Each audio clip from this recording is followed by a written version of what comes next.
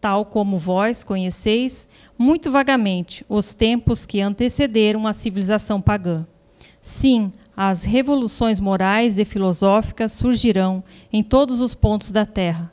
Aproxima-se a hora em que a luz divina brilhará sobre os dois mundos. Boa noite a todos, muita paz aos encarnados e desencarnados, né? Nesse pouco instante aqui, alguns desencarnados vieram falar comigo, abraçar. Isso é legal, porque às vezes a gente esquece que tem essas sensibilidades, né? Então é isso. O tema de hoje é um tema, ele é muito vasto, né? E eu vou deixar correr o que vocês necessitam escutar, e não aquilo que a gente quer falar, né? Existe uma diferença grande. Vamos lá. Me surgiu uma história que eu já contei tanto aqui nessa casa muitos anos atrás, como lá no CEIU, né? Mas isso faz muito tempo, né? Isso vai fazer 15 anos já, né? Olha, é um caso de uma memória de outra vida. Isso aconteceu nos Estados Unidos, é um caso verídico, não é uma história espírita, não é uma história espírita, é uma história de um caso da área de psicologia nos anos 70 para 80 nos Estados Unidos. Uma psicóloga foi procurada por pais muito aflitos. Um casal, o seu filho único, pois a mãe não poderia ter mais filho. E a criança, desde os 5, 6, 7 anos, foi observado melhor, porque antes não se via o porquê ele desmaiava. E a mãe, como todas as mães, ficou observando o que fazia o filho desmaiar. Às vezes o filho ela estava passeando, de repente o filho caía. E aí procurou ver se não era epilepsia, procurou ver se não era o caso dele, mas não tinha todas as evidências que eram demonstradas, né? O diagnóstico mostrava que não tinha epilepsia. Inclusive, o quadro não tinha nada com epilepsia. E aquele mistério, né? Saiu dos médicos, foi para uma psicóloga que indicaram.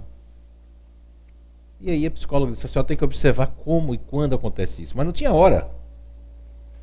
Também não era sempre, era esporádico. E a mãe um dia notou que quando os pombos batiam as asas para levantar voo, para pousar, ele desmaiava. E um dia no parque, estavam lá, e quando os pássaros batiam as asas, ele caía no chão. Aí ela chamou a médica, a psicóloga, e disse: olha, já... Aí a psicóloga provocou trazer pássaros para ver, batia as asas, ele desmaiava. Se ele acordasse e visse escutasse o barulho dos pássaros, ele desmaiava de novo. A psicóloga: vamos fazer uma regressão de memória, que estava na moda nesse momento, estava crescendo, né? Só que ela fazia a regressão de memória até a vida intrauterina, o útero da mãe. Não lograva êxito, não havia bons resultados, porque também não resolvia o problema. E ela acompanhou esse menino, que já se tornou um rapaz, só que ele já não começava a ir mais para a escola, a vida dele começou a ficar uma vida de não sair de casa e evitar onde tivesse pássaros. Então, porque aí ele não tinha crise. Mas se ele saísse, se ele fosse fazer qualquer coisa, tivesse pássaros que batessem as asas, ele desmaiava. E aos 21 anos de idade, ele foi para uma sessão com essa psicóloga que já estava mais experiente, mais velha, e ela naquele dia, por uma inspiração, uma intuição, mesmo ela jamais acreditando na vida após a morte, ou em vidas passadas, ela resolveu passar do limite da vida uterina.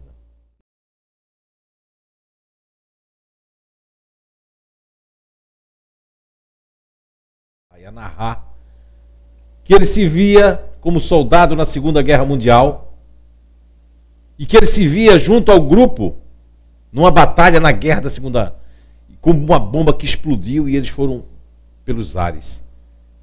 E a recordação que ele começou a narrar é que veio um trator jogando aqueles corpos para uma vala bem grande para depois botar numa vala e enterrar todos, só que o corpo dele sobrepôs os outros, ficou em cima. E toda vez que os abutres, os urubus aqui no Brasil, batiam as asas, davam picadas nele, ele ainda estava moribundo ainda, ele estava vivo ainda. Então ele desencarnou com várias picadas. Toda vez que os pássaros batiam as asas, ele recebia as picadas nas suas vísceras. E isso foi um trauma que ele trouxe na sua memória espiritual. Isso ficou marcado, tanto que logo quando a pessoa reencarna, mesmo que demore 10, 20 anos lá, se isso foi muito forte, quando estiver no cérebro pequeno, vai crescendo, aquilo ficou como uma coisa muito forte. Isso quer dizer que nós temos traumas, e essa, lógico, né? Não é preciso nem, mas eu vou lembrar, essa psicóloga se tornou espiritualista e começou a pregar, inclusive, né, a doutora Clive Ross, começou a pregar a questão que existe uma vida anterior a essa vida. Mas ela era totalmente ateia, né? Ela não tinha ela não achava que existia uma pré-existência, né? Vejamos que existem é preciso a gente saber o que é a palavra trauma. A palavra trauma, ela tem origem grega, que quer dizer lesão, ferida. Já o trauma psicológico, ele quer dizer uma lesão emocional, comportamental. E muitas pessoas acham que isso aí é frescura, isso é falta de uma boa surra, isso é falta... Não podemos julgar, porque na medida que julgarmos, seremos julgados. Existem traumas de vidas passadas, como esse caso que eu narrei. Existem traumas de agora, de infância. Tivemos um caso em Blumenau, alguns anos atrás, lá na CEIU, de uma voluntária nossa, que a filha dela, quem quiser saber mais sobre o Você, a Cura, esses livros que falam sobre os grupos de inteligência, né?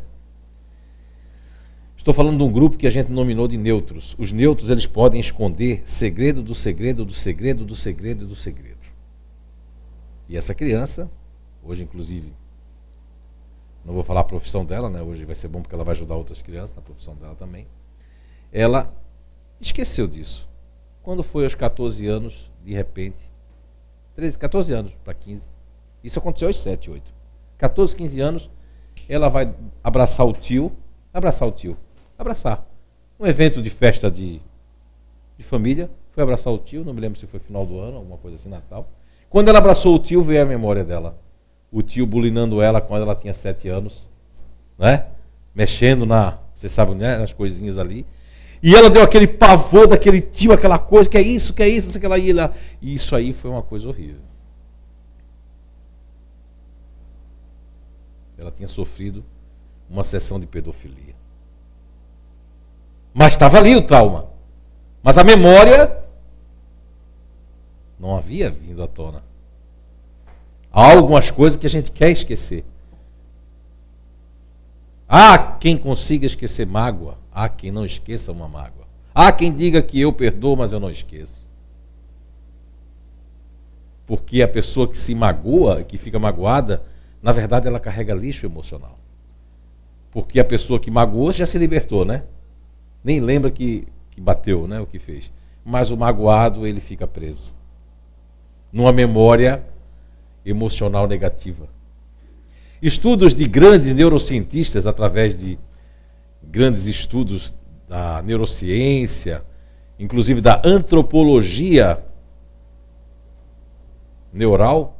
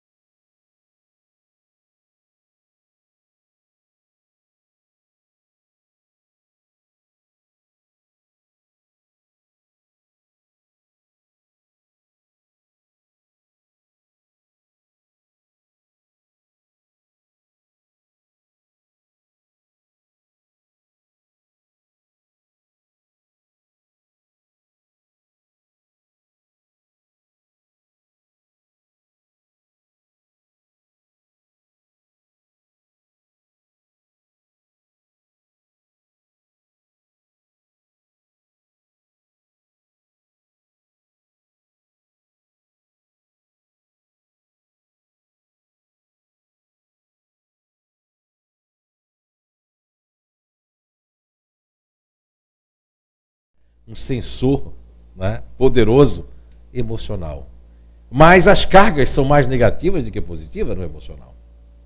As pessoas que têm um emocional mais aflorado, esse campo usa esse filtro, elas têm uma memória negativa das coisas. Raramente tem aqueles que dizem assim para mim: olha, eu só quero lembrar coisa boa. Quando alguém vai falar de uma coisa do passado que foi ruim, eu digo, não quero saber disso. Mas se disser que eu ganhei aquele troféu, eu digo, como foi? Fala de novo. Fala de novo. Por quê? Porque esse espírito reencarnou numa base comportamental que é para fugir da dor. Fugir de coisas que não traz, fugir do próprio passado, não quer estar muito no presente e vive no futuro. Essas pessoas, a ciência hoje explica e ajuda a explicar aquilo que a gente descobriu, que são pessoas, mulheres, homens, né, de memória de curto prazo. Como é que é isso? São pessoas que às vezes se encontram com alguém e faz assim, meu Deus, como é que é o nome dela? Como é que é o nome dela? Vai pra casa, ai, como é que é o nome dela? Tu lembra daquela pessoa assim, assim? Ai, como é que é o nome dela? E ficam brigando com a memória porque não lembram. Por que não lembram? Por quê? Porque não era importante a pessoa. Mas naquele momento passou a ser importante porque eu quero me lembrar do nome dela. E às vezes eu não lembro o nome dela e faço querida, querida, querida, mas não digo o nome dela. E aquilo me incomoda até em casa, para lembrar o nome dela. E eu não lembro. Não é verdade? Isso incomoda. A memória, de uma forma genérica, ela tem algo que é fantástico, que eu vejo na reencarnação. Eu estou tendo um momento muito especial, né? Esses últimos 2 anos, porque você já pensou o teu guia espiritual e até o centro espírita que tu faz parte, eu faço parte desse, mas faço parte do CEU, do Blumenau. Chega lá e entrar no centro pequenininho, falar contigo, te reconhecer, te abraçar, dizer coisas sobre ti. E ontem eu estava lá, domingo eu estava lá, ele é pequenininho assim, é 2 anos e pouco, né? 3 anos. Ele chegou no meu ouvido, sozinho, saiu, deve ter apartado da mãe, chegou no meu ouvido assim e falou assim: a gente tem que fazer algo, a humanidade está doente. Não basta só isso aqui, a gente tem que fazer algo. O que a gente pode fazer? Essas doenças inventadas, essas pessoas desesperadas, né? Essas coisas nos governos massacrando as massas, mesmo assim ele disse, no meu ouvido. Eu tenho Kátia Frade de testemunha. A Kátia já largou, estava mostrando, a gente vai relançar o Caminhos do Bem com fotos, com tudo. A Kátia ficou assim, boca aberta. Eu parei e falei assim, o quê? Aí... E parecia que ele estava falando no meu ouvido em espanhol. Tu vê, ele falava em português, eu escutava em espanhol. Porque o meu guia espiritual que reencarnou e que disse que ia reencarnar, ele, né, era da Catalunha, né? Alonso de Veras. Então, veja bem, a memória dele vai até os 5 anos, por aí, 6 anos. Mas é necessário que ele tenha um véu de esquecimento. Que ele não lembre quem ele foi. Porque aí... qualquer trauma, então, Papai do Céu, a espiritualidade, o esquecimento do passado é uma coisa fantástica. Há quem não goste, porque é orgulho. Eu queria me lembrar! Isso aí não é possível! Meu querido, minha querida, se você lembrasse que sua filha, seu filho, é aquela pessoa, aquela criatura que tirou sua vida, que atrapalhou a sua vida, ou que você atrapalhou a vida dele, que você matou, que você estrupou, que você lesou, que você traiu, você não se sentiria bem. O orgulhoso, a pessoa que vive de impactos da televisão, impactos das coisas que são triviais e passageiras, elas querem, durante um bom tempo, 1 ano, 2 anos, 3 anos, 10, 5, 15, 20 anos, teimam com a verdade, porque é o orgulho, eu quero estar certo. Eu quero dizer que isso, Deus, você quer ir contra uma natureza, contra Deus, quem é você? Ao desencarnar, você não vai dizer mais isso. Eu vejo jovens com 15, 16, 17, 18 anos muito mais maduros do que pessoas com 50, 60, 70 anos. Isso é uma questão de memória espiritual. Jovens aqui na frente que são mais maduros. Pode acontecer que crianças possam fazer uma chantagem de memória extra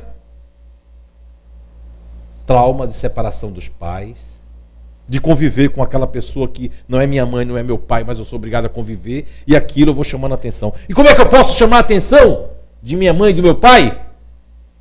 E Quando eu começo a chamar atenção, eu perco a memória de quando eu comecei a inventar isso. Tivemos casos e casos dentro do CEU, e aqui mesmo no CEA, de mediunidades que eram, no momento foi até verdadeiro, eu vi um espírito, aconteceu, alguém se apresentou, me assustou, eu gritei, mas daqui a pouco eu vi que mamãe, que papai ficaram num estado assim, então eu vi que ali eu podia ter atenção. Isso pode acontecer? Pode, mas também pode acontecer o contrário. Porque a gente não sabe quem a gente traz para junto de nós, Não está escrito assim, eu vou me relacionar com a pessoa, com o Marquinho aqui, né? A gente vai ter um caso, vamos supor nós dois. E aí, barbudo, essa barba bonita, preta, tudo mais e tal. E aí, mas eu não estou vendo, minha avó dizia, quem vê cara não vê coração, né? Esse lindão aqui, a gente vai... mas aí, ele não é aquela pessoa que eu achava que ele era. Ninguém tem culpa disso assim. Ninguém está escrito que você... Não, as pessoas querem sempre arrumar o desculpa.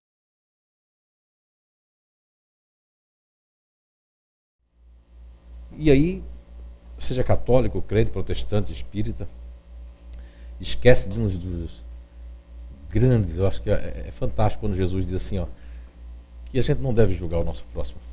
Que com a mesma medida que nós julgarmos, nós seremos julgados. Que não podemos professar um Pai Nosso, não podemos à noite, como dizia Santo Agostinho, se não fizermos uma boa reflexão, de que nos serve pedir a Deus alguma coisa se a gente não perdoa o que a outra pessoa fez. Não perdoa uma atitude intempestuosa, porque há aquelas pessoas que eu estou vivendo com o Marquinho, o Marquinho é muito calmo, o Marquinho, poxa, é muito bom tudo mais, mas cara, mas eu tô com agora eu tô afim do Júnior, não sei porquê.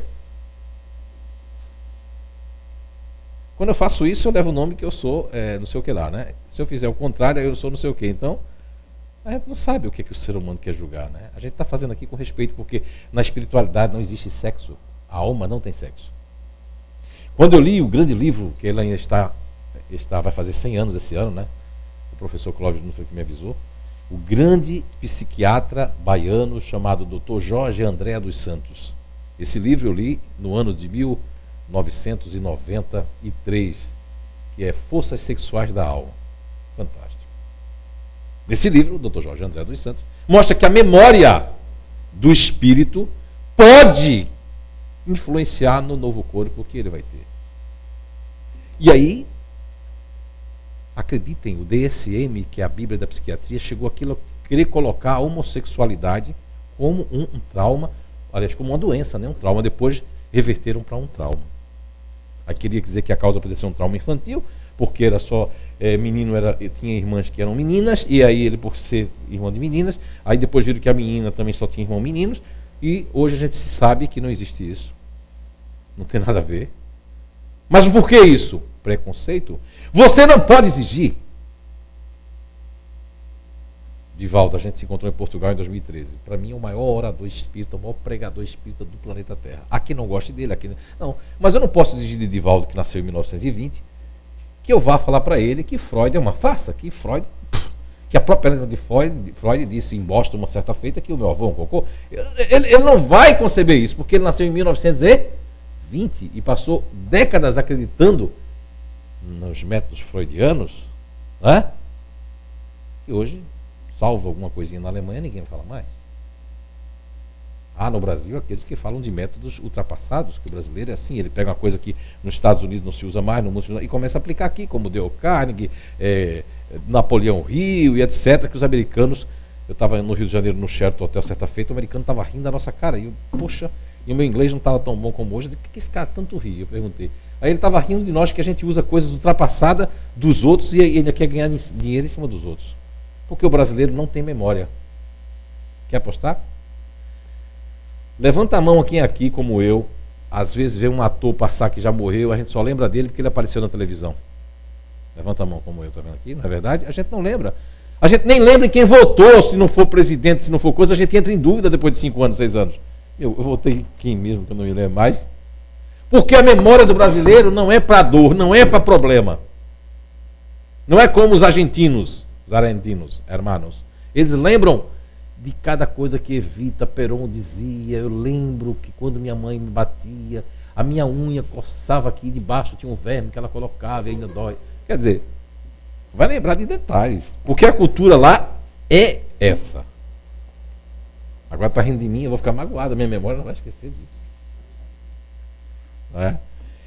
Então, a questão do trauma, seja ele espiritual, seja ele comportamental de outra vida, ou seja ele de uma assombração, de uma imagem. Por exemplo, quando eu comecei a ver espíritos, eu não me lembro assim, porque eu não sabia nem que eram espíritos. Para mim eram pessoas.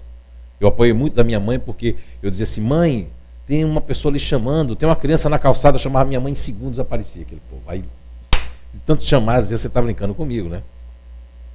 Eu parei de andar de bicicleta, porque quando eu estava andando de bicicleta, tinha uma parede aparecendo na minha frente, eu... Aí o pessoal, por que tu parou? Eu digo, a paredão aí, que paredão? Não tinha paredão nenhum. Quando eu olhava, desaparecia a parede. Aí eu digo, não vou andar mais de bicicleta. Perdi a confiança na bicicleta. Na minha adolescência isso me atrapalhava muito, tanto que eu ia ser internado na psiquiatria. Remédio adianta para quem está vendo espírito? Não. É sacanagem. Quem quer saber, não tem tudo sobre remédio ali no Você é a Cura, mas no site do Você é a Cura tem vários depoimentos que hoje não é só eu que estou sozinho, é universal. Eu porque faço parte de uma doutrina espírita, mas a maioria das pessoas que estão lutando contra o mundo, contra a sacanagem, a safadeza. Você vê, Júnior, que ontem eu recebi uma notícia que tem aí psiquiatras aí, que a Kátia Nath agora está trabalhando com crianças que têm problemas, não é, assim, especiais, Down, tudo, e crianças que não são nem autistas, eles diagnosticaram como autistas, estão passando Ritalina, a pessoa tomando afloxetina. Cara, isso é um veneno. Tá, eu tenho vídeos lá no Você é a Cura, vídeos, porque o Você é a Cura não é nem um livro espírita, nem um livro católico, nem um livro do Inato, nem um livro do CEIU, nem um livro do CEAM. É um livro para todo mundo. Está lá, entra no site que você vai ver lá os remédios sobre Ritalina falando tudo. Poxa, esse psiquiatra, ela foi dizer assim, o senhor sabe que porque ele diagnosticou umas 4, 5 crianças com déficit de atenção, né? Aí a Kátia parece que pediu para a pessoa lá, que é mais ligada a ele, a enfermeira, perguntar se ele sabia que o pai do déficit de atenção falou para o mundo inteiro, chamou um jornalista 7 meses antes de desencarnar, para dizer que é uma mentira, uma farsa. Ele não sabia disso. E mesmo sabendo, ele não pode parar de receitar o Matrix e o interesse pessoal. E pais incautos que acreditam numa pessoa e que realmente, quando a pessoa, ele é um médico, ele está formado, a gente acredita que ele sabe tudo. Mas nem sempre. Por quê? Porque uma pessoa que é psiquiatra, que não se reciclou, que não sabe de uma notícia dessa, porque eu não tinha intenção de escrever esse livro, Você é a Cura, que eu escrevi em Londres o ano passado. Não tinha essa intenção. Nem tinha pensado nisso. Fui no Science Museum, né, que é o Museu de Ciência, e lá eu tive várias psicometrias, que não é mediunidade também. Eu parei numa parede assim, eu vi o cérebro todinho. Hoje eu tenho uma imagem do cérebro que o cérebro é tão bonito, ele é colorido. Porque quando desencarna, eles vão tirar uma fotografia, o cérebro fica cinzento, né? Perdeu as cores do universo. O cérebro parece com o universo. A gente carrega o universo na cabeça, parece muito com o universo. Quem já viu no telescópio, quem vê, vai parecer com o cérebro. As sinapses elétricas, as fendas sinápticas, as fendas sinápticas, etc. Eu vi tudo isso. Eu não sabia nem esses nomes. Se não for chegando na minha cabeça, ficaram na minha cabeça até hoje. Como é que pode, se eu não estudei isso? Se eu não sou nem formado nessa área? O que explicaria eu saber tanta coisa sobre coisas que eu vi e que ficou registrada na cabeça da pessoa? Você pode não querer acreditar. Não precisa.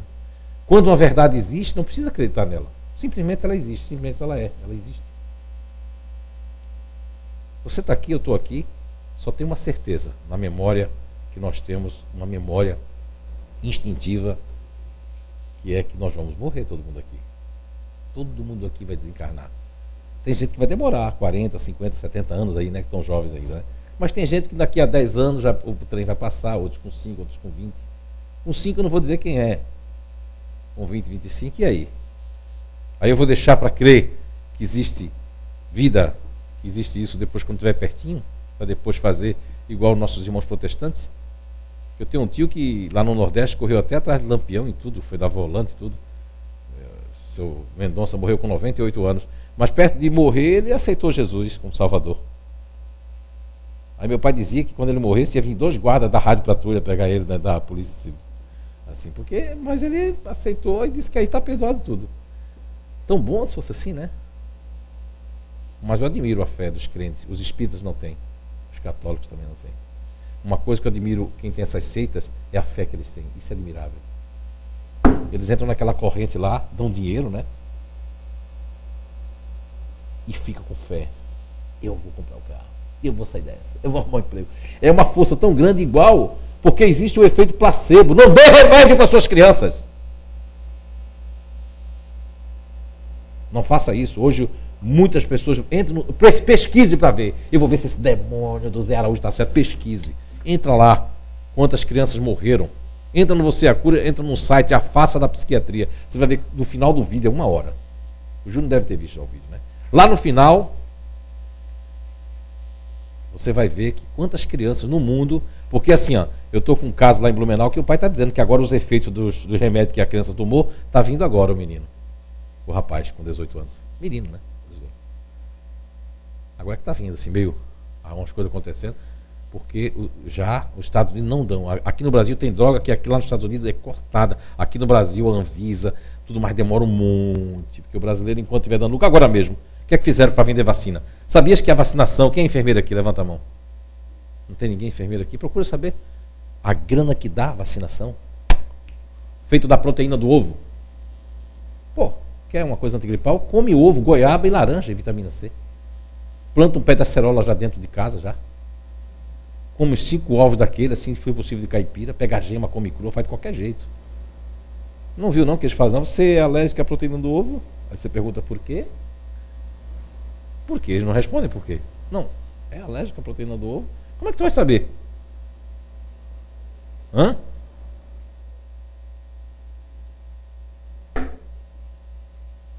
E tem gente aqui, a maioria acredita.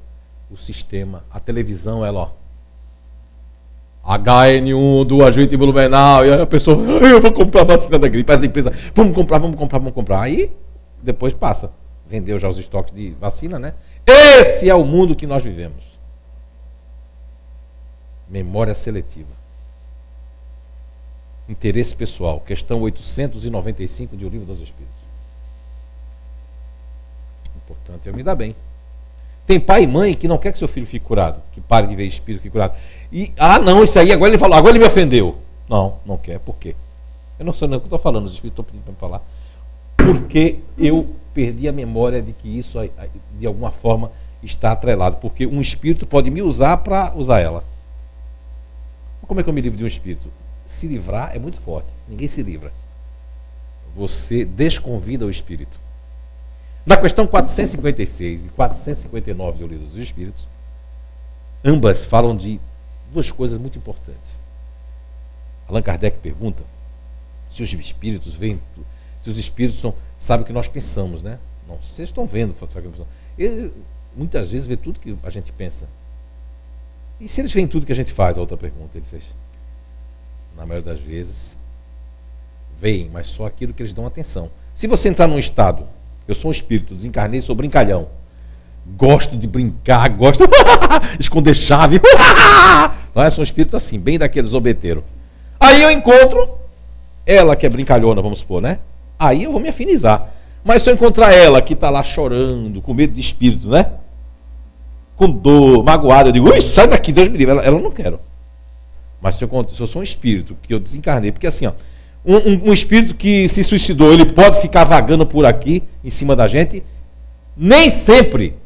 Pelo estudo que eu fiz de quase 30 anos, para encontrar um erro na doutrina espírita, né? Eu não encontrei erro na doutrina espírita, na ciência espírita. Agora, encontrei erro em um monte de espírita. Porque espíritas são gente que faz cocô, xixi, erra, calunia, faz ciúme de casa espírita, ciúme do outro, ciúme porque o outro está falando assim, não gosto desse homem do jeito que ele fala. Isso é o espírita. Não é a doutrina espírita. É pessoas defeituosas que precisam do espiritismo, que precisam de uma religião. Por que nesses quase 30 anos, já tem 30 anos, acho que já passou, não sei. Senão eu vou revelar a minha idade, né? Estou jovem. Mas, por tudo que nós já estudamos, não existe uma regra, também não existe muita exceção num caso, vamos supor aí, de uma escala de 1 a 10, dependendo como foi o suicídio do espírito, se ele não tinha motivação nenhuma para se coisar, ele não vai ter direito de ver pessoa nenhuma para perturbar. Agora, se a minha motivação foi você e você, pode ser que energeticamente a gente vai ficar atrelado, mas só vocês dois. Eu não vou. Eu posso aparecer, outro espírito pode aparecer, tomar o lugar de outro espírito? Sim. Porque você pode chamar a pessoa. Eu fui fazer um evangelho na casa de uma jovem senhora lá, tudo perturbado, há muitos anos. E eu senti que o negócio não era o espírito em si que eles estavam falando. Porque chamaram aquilo, começaram a falar. A palavra, como diz os indianos, né? Tem força.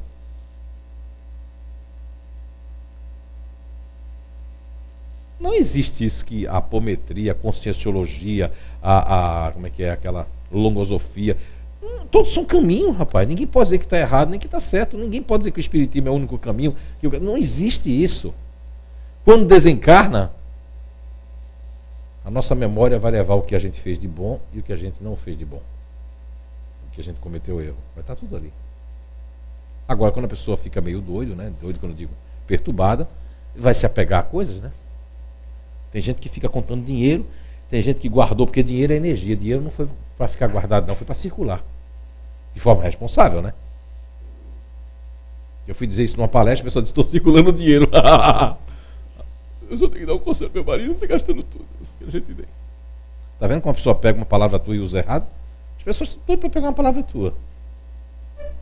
Mas que horas tem? Já passei do meu limite, né? É que horas aqui? Quanto tempo mesmo? Já passei? Quero ser disciplinado.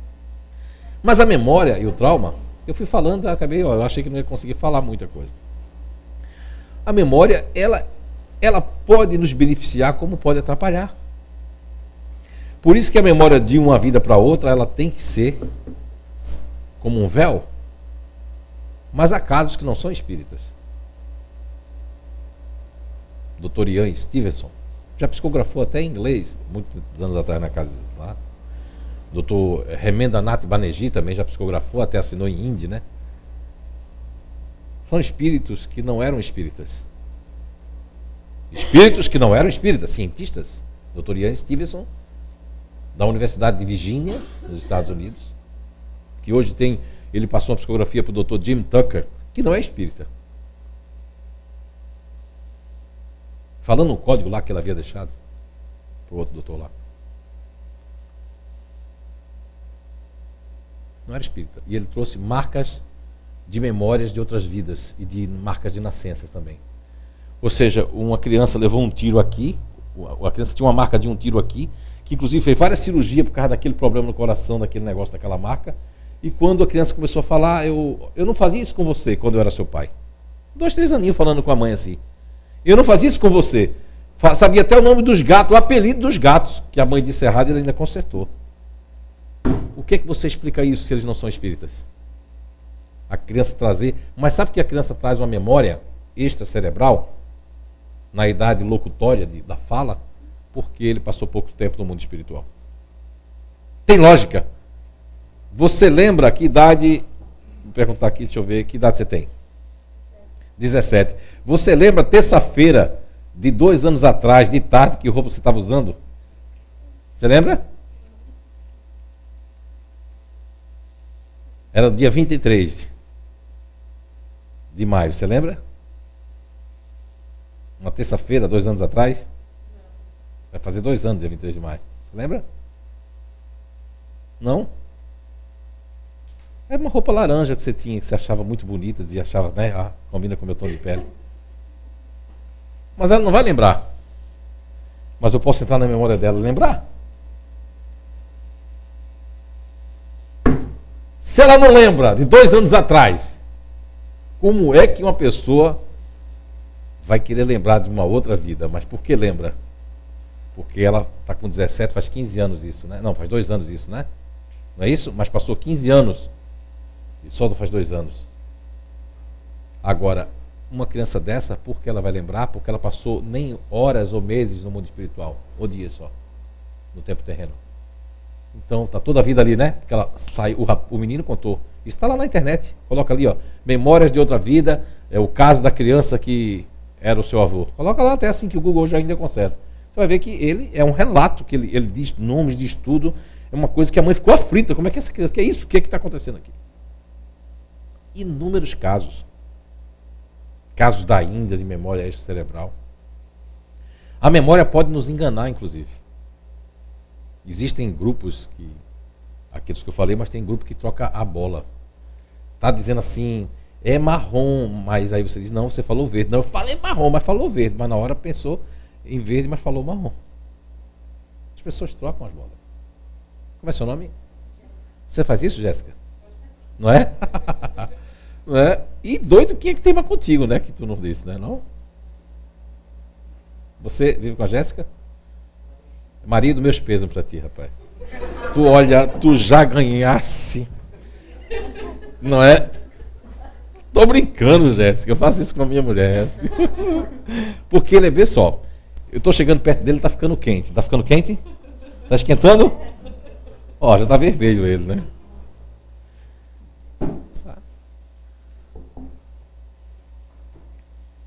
Nós criamos coisas, memórias futuras, você sabia que existe isso? Tem pessoas, vou dar o exemplo da minha mulher, né? Aproveitando que ela não está por aqui agora. Né? Ah, tá ali, ó. Ela tinha um negócio assim, ó. Ai, eu estava não sei onde, imaginei que ia acontecer isso com a Débora, ia acontecer aquilo outro. Nunca aconteceu. No dia que ela não imaginou nada, a Débora sofreu um acidente. Estava na Bahia, em Salvador. Eu ia fazer um workshop, uma palestra para não sei quantas mil pessoas. Quando eu estava me preparando, que eu fui ver o lugar, liga ela. Ela tinha me ligado, tinha deixado a Débora. Ela disse, pai. Mas em vez de dizer assim, olha, fica tranquilo, pai. Aconteceu um negócio com a Débora, meu Deus do céu. Eu já não conseguia nem. Eu tive que ficar bem frio, vir no avião, chegar até lá, né, pedir a Deus se eu tivesse merecimento. A minha filha reviveu, ela bateu, o carro bateu nela em frente à Sagrada Família, ela foi lá no chão. E ela teve uma rachadura no cérebro, foi a sorte, né? Mas todo mundo disse que ela tinha morrido. Mas está bem hoje, né? 17 anos fazendo faculdade aí, com um presente que... Mas por que Papai do Céu deu esse presente? Porque eu não faço mal a ninguém. Eu não saio caluniando ninguém, não persigo ninguém. Não acho ninguém chato, não acho ninguém que é culpado para sempre. Então a forma de você pensar te ajuda no teu dia a dia a te proteger. Pare de arrumar doença para os seus filhos, de arrumar espíritos trevosos para os seus filhos. Porque se eu tenho ligação com minha mãe, vamos supor. Ela é minha mãe. Eu vim do ventre dela. Tem ligação, a mãe tem. Na minha palestra quinta-feira, eu vou fazer uma surpresa que eu vou falar, usando a ansiedade a seu favor, né? Vou provar quinta-feira. Um outro foco vai ser, eu trouxe outras pesquisas, que a ansiedade é uma coisa maravilhosa. Que o Papai do Céu deixou na Terra. Agora, assim como o álcool, assim como tudo, se desequilibrado, vai fazer mal. Não sabe o que está comendo, não está fazendo nada.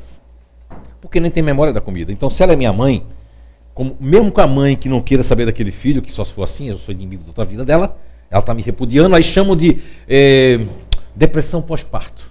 Que a mãe faz assim, sai daqui, diabo, Satanás, sai. Mas como eles não entendem, aí chama de depressão pós-parto. Mas essa repugnância é porque o espírito... Vamos supor que eu sou uma menina, ela me teve uma menina, eu sou a pessoa que fui amante do meu pai, que agora veio com ela, né? Fui amante. Meu pai, quando eu vou crescendo, meu pai tem uma preferência por mim. E ela tem até um ciúme de mim com meu pai. Não sei por que essa menina, né? Tu só quer saber dessa menina? Desgraçado.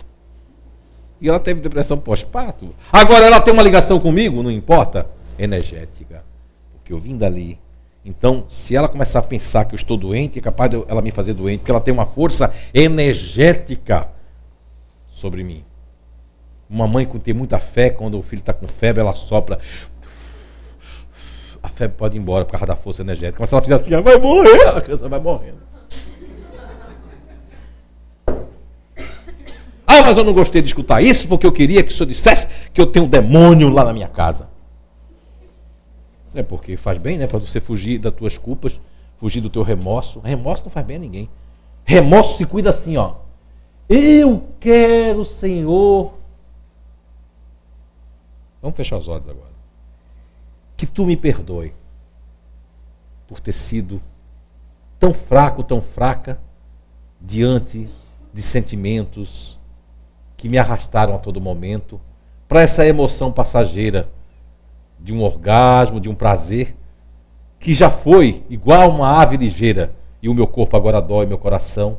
Vendo meu filho e minha filha sofrer, meu pai ou minha mãe, te peço para que arranque dentro de mim e desses que aqui estão qualquer memória negativa, pois, Senhor, queremos teu perdão.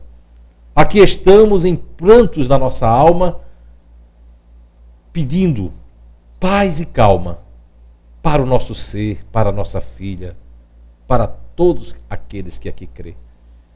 Que a vitória da alma é o perdão e a grande felicidade é a paz que acalma, de uma consciência tranquila, para que possamos, ao volver a vida espiritual,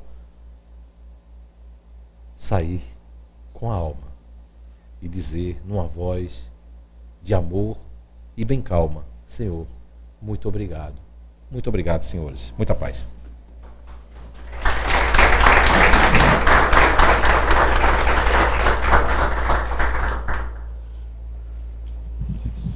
Obrigada, Zé, pela mensagem, pela palestra. Agora nós vamos nos preparar para a fluidoterapia, que é o passe, em oração, silêncio, que o passe já começa aqui fora. E vamos pedir o Zé para encerrar. Como... É a prece? Eu ia te pedir mais um, então. Está encerrado. Obrigada.